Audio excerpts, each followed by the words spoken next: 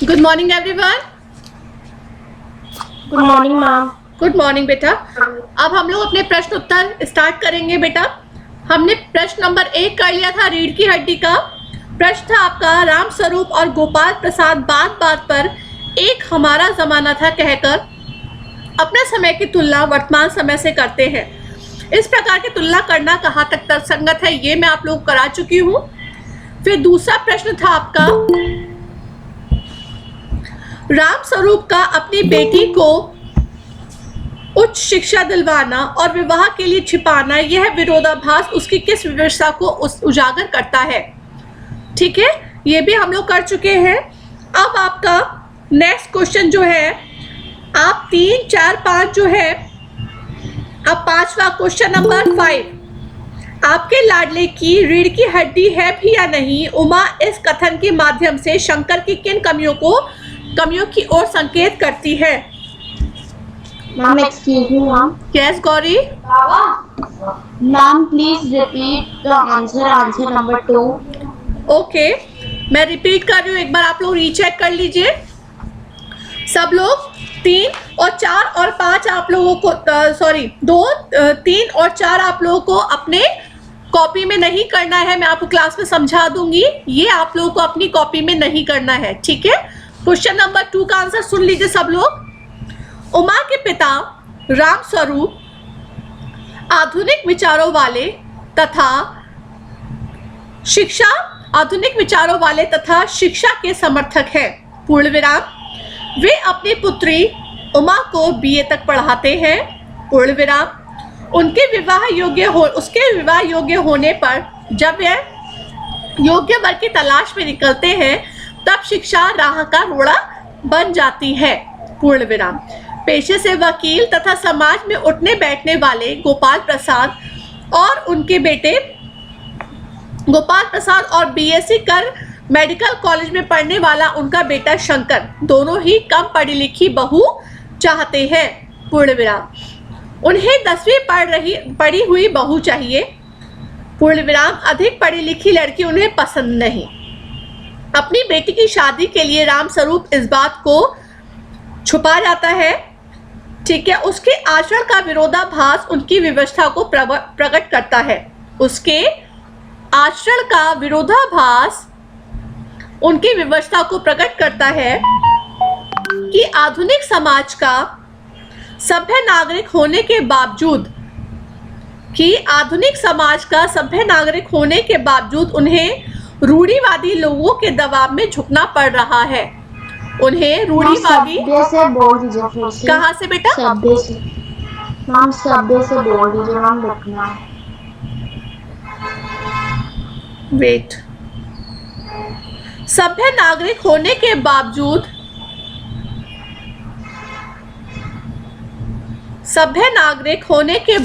उन्हें रूढ़िवादी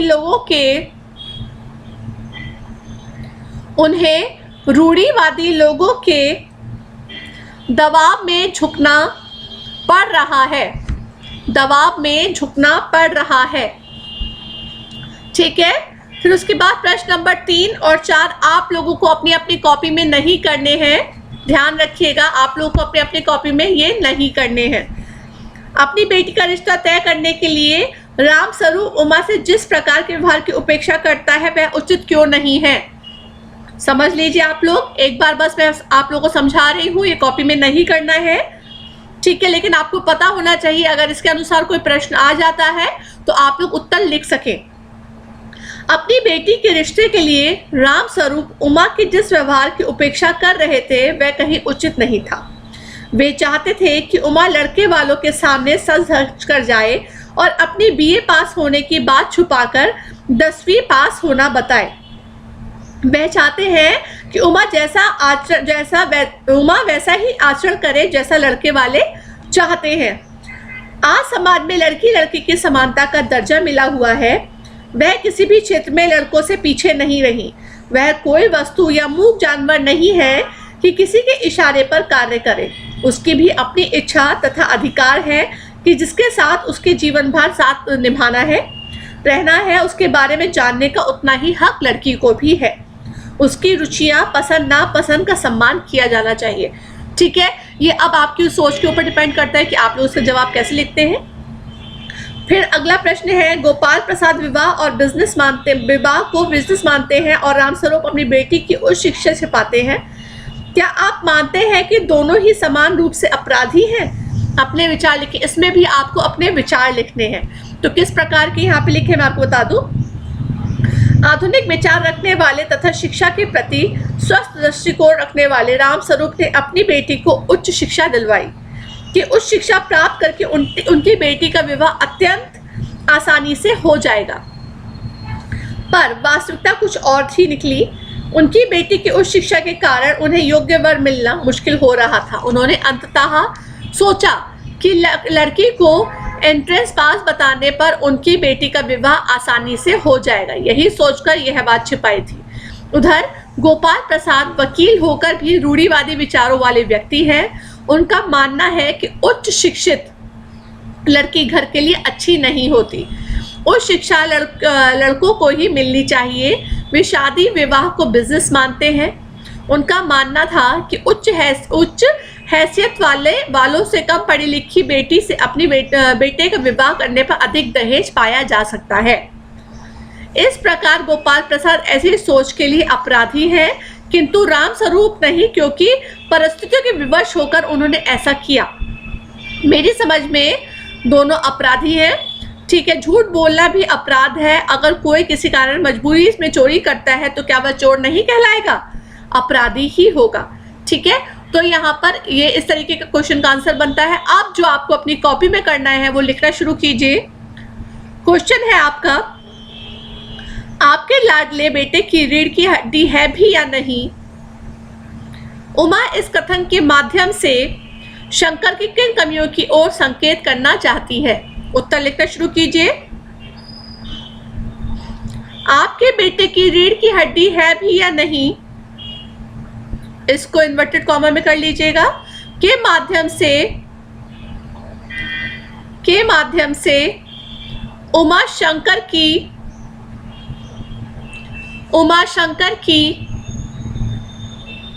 निम्नलिखित क्या प्लीज रिपीट द आंसर। बेटा आंसर मैंने अभी बोला ही नहीं है बच्चे, मैं तो ये बता रही हूँ आपको के माध्यम से उमा शंकर की निम्नलिखित कमियों की ओर संकेत करना चाहती है। आपके लाडले की रीढ़ की हड्डी है भी या नहीं, एज इट इज क्वेश्चन का ले लीजिए आप लोग। ठीक है, जैसे वो इन्वर्टेड कॉमा में है। के माध्यम से उमा शंकर की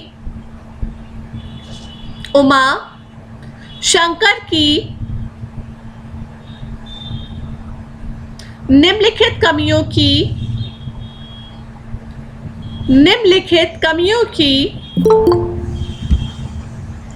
और संकेत करना चाहती है।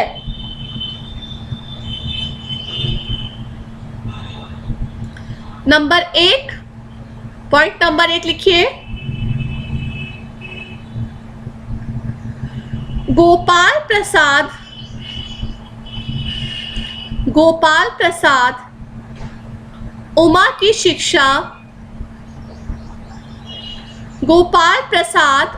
की शिक्षा कौमा उसके गुण कौमा चाल ढाल तथा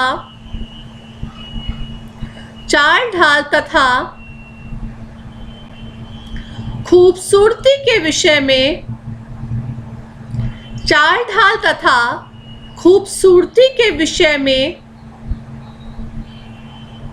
बार बार जानना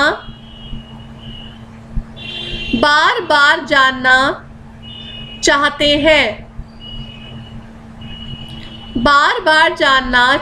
हैं, कॉमा पर अपने बेटे के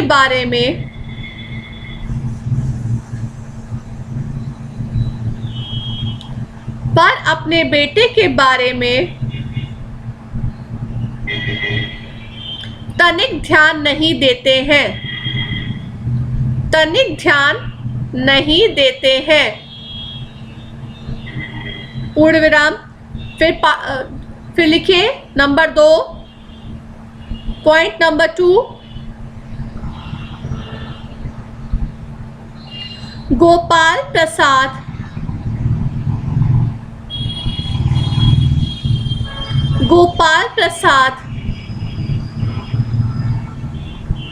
मेडिकल कॉलेज की पढ़ाई गोपाल प्रसाद मेडिकल कॉलेज की पढ़ाई कर रहे गोपाल प्रसाद मेडिकल कॉलेज की पढ़ाई कर रहे अपने बेटे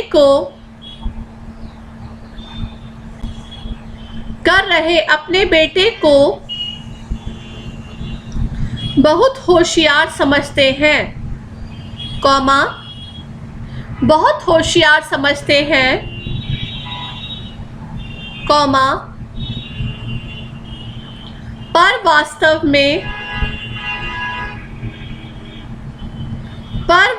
में ऐसा नहीं है। पर वास्तव में ऐसा नहीं है।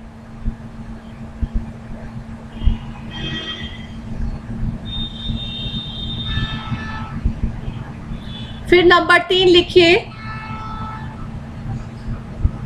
उसका चरित्र भी नंबर 3 उसका चरित्र भी बहुत अच्छा नहीं है। उसका चरित्र भी बहुत अच्छा नहीं है, पूर्ण विराम। वह छात्रावास में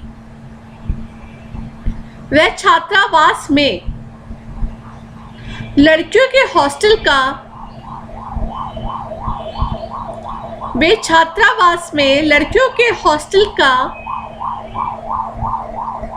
चक्कर लगाते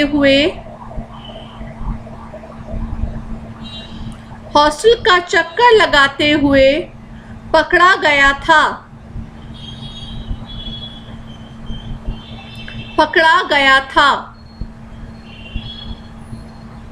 नंबर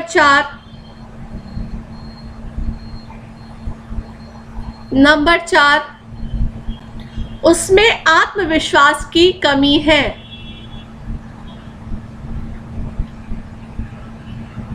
नंबर 4, उसमें आत्मविश्वास की कमी है।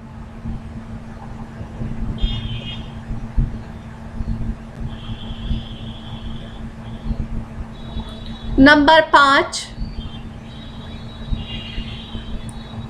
5 लिखिए सब लोग। वह झुककर चलता है। उसकी शारीरिक बनावट वह झुककर चलता है। उसकी शारीरिक बनावट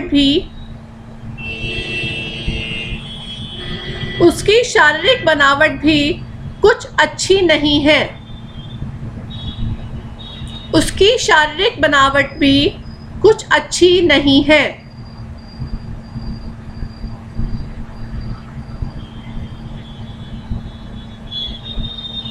ठीक है, 5 आपके पॉइंट्स हो गए। पॉइंट नंबर 1, गोपाल प्रसाद उमा की शिक्षा, उसके गुण, चाल ढाल तथा खूबसूरती के विषय में बार बार जानना चाहते हैं, पर अपने बेटे के बारे में तनिक भी ध्यान नहीं देते हैं। Number 2, Gopal Prasad medical college की पढ़ाई कर रहे अपने बेटे को बहुत होशियार समझते हैं, पर वास्तव में ऐसा नहीं है। नंबर 3, उसका चरित्र बहुत अच्छा नहीं है। वह छात्रावास में लड़कियों के हॉस्टल के चक्कर लगाते हुए पकड़ा गया था। नंबर 4, उसमें आत्मविश्वास की कमी है। फिर नंबर 5, वह झुककर चलता है। उसकी शारीरिक बनावट कुछ अच्छी नहीं है। ये हो गए आपके 5 पॉइंट। सबके हो गए? सबने लिख लिए? Yes, आगे ma'am. बढ़े। Yes, ma'am. Next question is, Shankar जैसे लड़के, ये प्रश्न बहुत बार आपके एग्जाम में आ चुका है और ये बार बार आता है, इसलिए इसको बहुत ध्यान से कीजिएगा। शंकर जैसे लड़के या उमा जैसी लड़की समाज को कैसे व्यक्तित्व की जरूरत है? तर्क संगत, तर्क सहित उत्तर दीजिए, तर्क सहित उत्तर दीजिए कि समाज को किसकी जरूरत है, शंकर जैसे लड़के या उमा जैसी लड़की। उत्तर लिखिए, उत्तर लिखना शुरू कीजिए। समाज को उमा जैसे व्यक्तित्व की जरूरत है। समाज को उमा जैसे व्यक्तित्व की जरूरत है। उमा चरित्रवान है।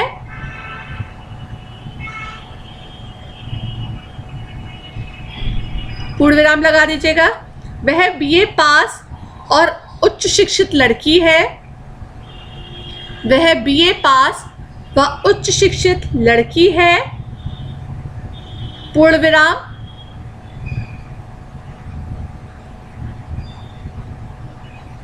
वह स्त्रियों की चेतना, वह स्त्रियों की चेतना तथा स्वतंत्रता के बारे में, वह स्त्रियों की चेतना तथा स्वतंत्रता के बारे में सोचती है।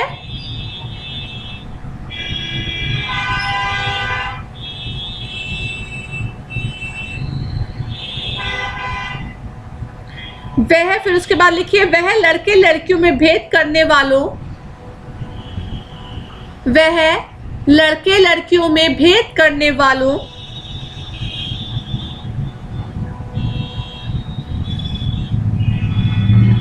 उनकी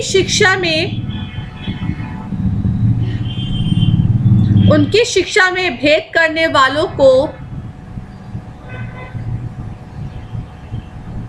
सम्मान की दृष्टि से नहीं देखती है।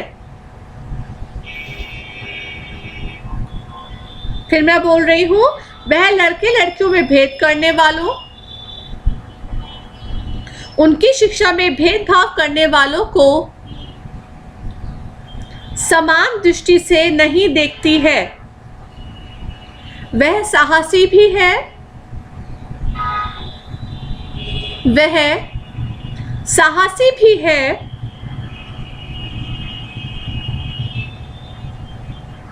उसके पिता राम स्वरूप, उसके पिता राम स्वरूप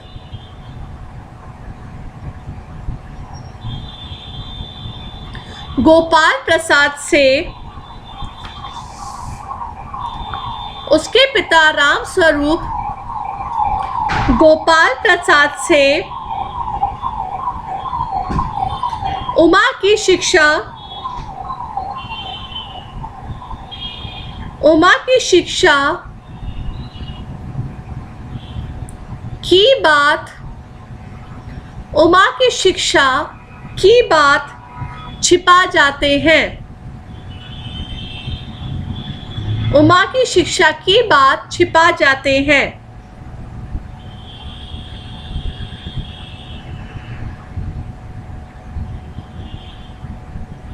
परंतु गोपाल प्रसाद के, परंतु गोपाल प्रसाद के पूछने पर, परंतु गोपाल प्रसाद के पूछने पर अपनी शिक्षा के बारे में, परंतु गोपाल प्रसाद के पूछने पर अपनी शिक्षा के बारे में दृढ़तापूर्वक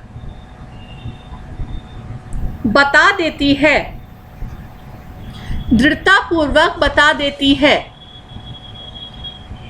इसके विपरीत, पूर्ण विराम लगा लीजिएगा, इसके विपरीत शंकर स्वयं तो, इसके विपरीत शंकर स्वयं तो उच्च शिक्षा प्राप्त कर रहा है, परंतु उच्च शिक्षा प्राप्त कर रहा है, परंतु वह नहीं चाहता कि उसकी पत्नी भी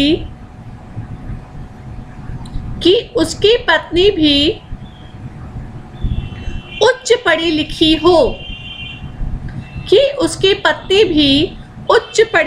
हो, उसका चरित्र भी दुर्बल है,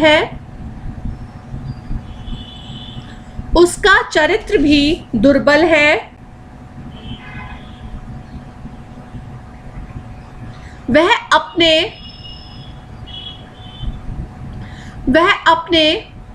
अध्ययन के प्रति लापरवाह है,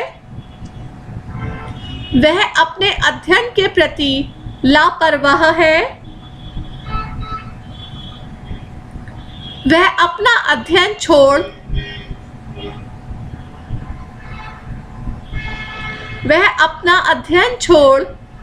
लड़कियों के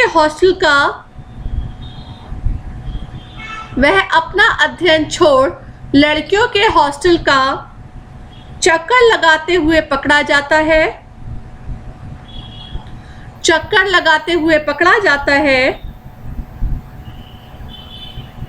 अतः समाज को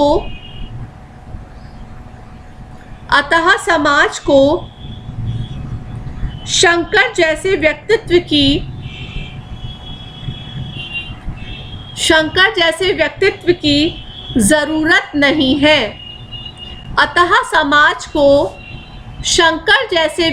की जरूरत नहीं है। मैं एक बार फिर दोहरा रही हूँ, आप लोग रीचेक कर लीजिए अपना आंसर। समाज को उमा जैसे व्यक्तित्व की जरूरत है, पूर्ण विराम। उमा चरित्रवान है, वह बीए पास उच्च शिक्षित लड़की है, वह स्त्रियों में चेतना तथा स्वतंत्रता के बारे में सोचती है, वह लड़के लड़कियों में भेद करने वालों, उनकी शिक्षा में भेद करने वालों को सम्मान की दृष्टि से नहीं देखती, वह साहसी भी है। उसके पिता राम स्वरूप गोपाल प्रसाद से उमा की शिक्षा की बात छिपा जाते हैं, परंतु गोपाल प्रसाद के पूछने पर अपनी शिक्षा के बारे में दृढ़ता पूर्वक बता देती है। इसके विपरीत शंकर स्वयं तो उच्च शिक्षा प्राप्त कर रहा है, परंतु वह नहीं चाहता कि उसकी पत्नी भी उच्च पढ़ी लिखी हो। उसका चरित्र दुर्बल है, वह अपने अध्ययन के प्रति लापरवाह है, वह अपना अध्ययन छोड़ लड़कियों के हॉस्टल का चक्कर लगाते हुए पकड़ा जाता है। अतः समाज को शंकर जैसे व्यक्तित्व की जरूरत नहीं है। ठीक है, आज हम लोग इतने क्वेश्चन कर रहे हैं। नेक्स्ट टर्न में हम लोग इसका आगे क्वेश्चन करेंगे। अब थोड़े ही रह गए बेटा, ठीक है? सबका हो गया? Katyayani, Gauri, Vedika? Yes ma'am. Hostel के बाद वो एक लाइन जो थी वो बोल दीजिए। वो है आपका हॉस्टल के चक्कर लगाते हुए पकड़ा जाता है। अतः समाज को शंकर जैसे लड़के की आवश्यकता या जरूरत नहीं है, व्यक्तित्व की जरूरत नहीं है।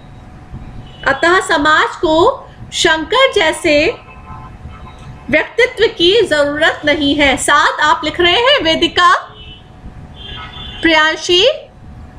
Yes ma'am. ठीक है। Yes ma'am. तो इसके आगे का हम लोग कल करेंगे, अपना चैप्टर हम लोग कल कंप्लीट कर लेंगे। ऑलराइट बेटा? ओके, बाय बाय बेटा, God bless you. Thank you. Bye बेटा। Thank you.